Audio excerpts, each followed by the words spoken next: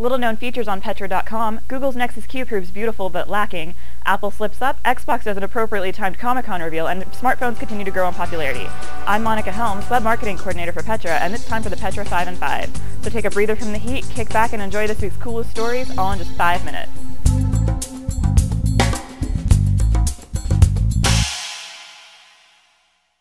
Based on recent customer feedback, we just wanted to point out one of the great features on the Petra website, the ability to simultaneously add multiple products to your shopping cart.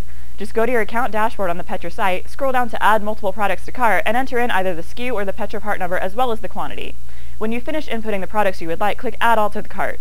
This process allows you to enter up to 10 different SKUs at a time. If you need to add more than 10 different items, simply repeat the process and continue on through checkout. Despite its resemblance to the Death Star, Google's Nexus Q won't be blowing up planets anytime soon.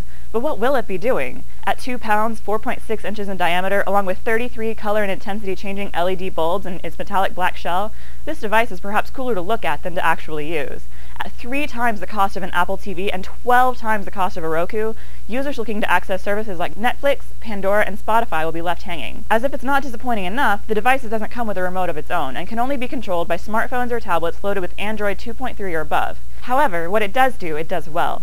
High-definition playback was reportedly sharp and smooth.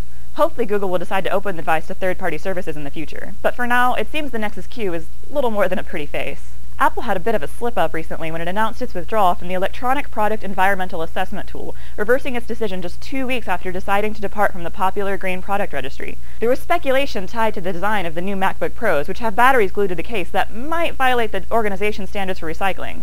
But Apple spokesman Stephen Dowling said the batteries are removable using common tools.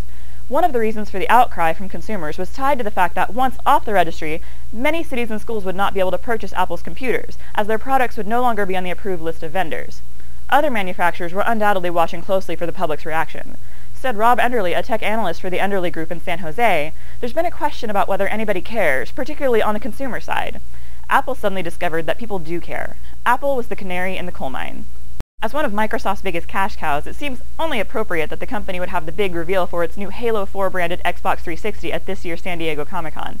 Having sold more than 40 million Halo games worldwide since its initial launch in 2001, the Halo franchise has generated more than $2 billion in sales for the company, making it pretty much the most valuable gaming brand that Microsoft has. This special edition branded console will come with a copy of Halo 4 along with 2 matching controllers and 1 matching headset. I guess if you want more accessories, you'll have to come talk to us. This special edition bundle will be available for sale on the same day as the game's launch on November 6th.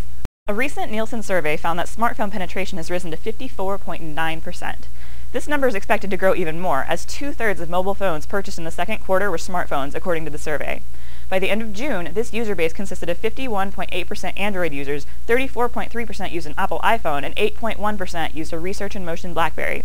Among those who bought a smartphone in the second quarter, however, Android and Apple gained share.